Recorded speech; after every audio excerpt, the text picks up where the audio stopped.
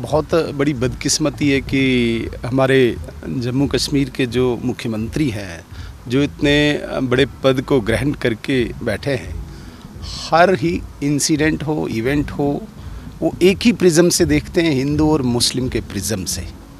ये बहुत अनफॉर्चुनेट है, क्योंकि उनकी राजनीति इसी विषय पर आधारित है कि कहाँ पे हिंदू मुस्लिम के उस प्रिज्म से कोई न कोई कंट्रोवर्सी निकल आए और वो राजनीतिक रोटियां सेकें।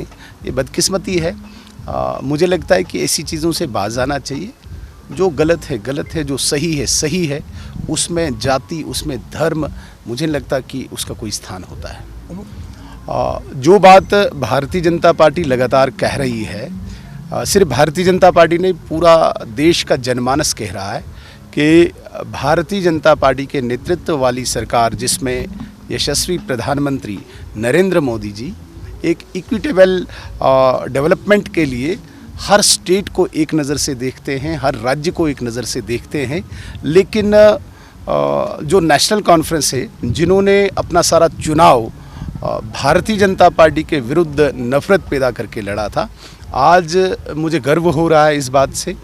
और मैं स्वागत भी करता हूं मुख्यमंत्री के स्टेटमेंट को, जिसमें ये खुद स्वीकार करते हैं कि फंडिंग में या डेवलपमेंटल पॉइंट ऑफ व्यू से, डेवलपमेंटल विकास के दृष्टिकोण से नरेंद्र मोदी जी का कोई जवाब नहीं है।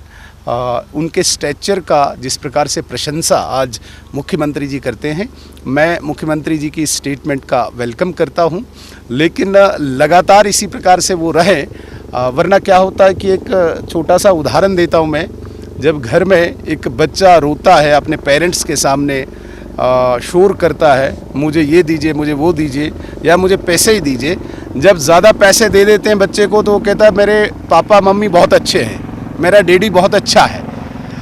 तो उस छोटे बच्चे की तरह बिहेव न करें, एक मुख्यमंत्री की तरह बिहेव करें कि नरेंद्र मोदी जी हमेशा ही अच्छे हैं।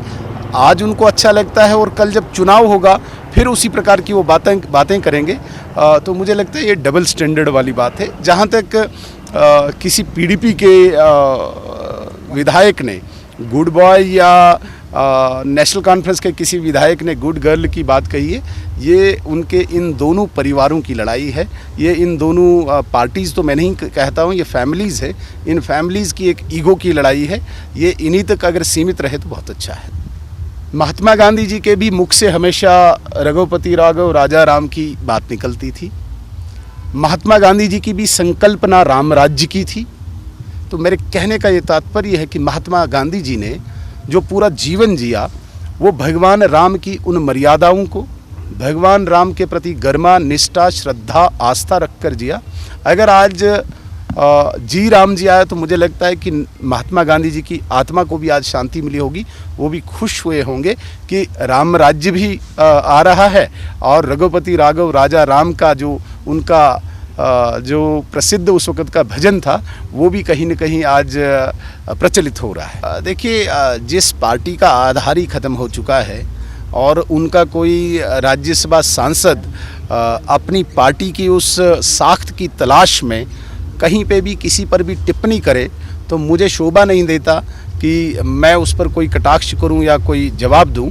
ये उस पार्टी का एक मुझे लगता है कि खोया हुआ जिसे वर्चस्व कहते हैं, उसको वापस पुनर्स्थापित करने के लिए एक प्रयास है। ये करते रहें। जहाँ तक बात आती है कानून व्यवस्था की, जहाँ तक बात आती है लॉ एंड ऑर्डर की, वो अपने हिसाब से काम करेगा। वो किसी आम आदमी पार्टी या भाजपा या कांग्रेस के अनुसार कानून व्यवस्था नहीं चलेगी। हमारा देश जो है संविधान से चलता है, कानून से चलता है, और कानून ने अपना संज्ञान लिया है। कानून अगर यदि उनको ज़्यादा ही बहुत ज़्यादा पीड़ा है तो वो कोर्ट में जाएं। कोर्ट पे अगर उनको विश्वास है, हमने तो कुछ नहीं कहा है, कोर्ट जा सकते हैं। कोर्ट को अच्छा लगे तो वो उनको रिहा कर सकते हैं।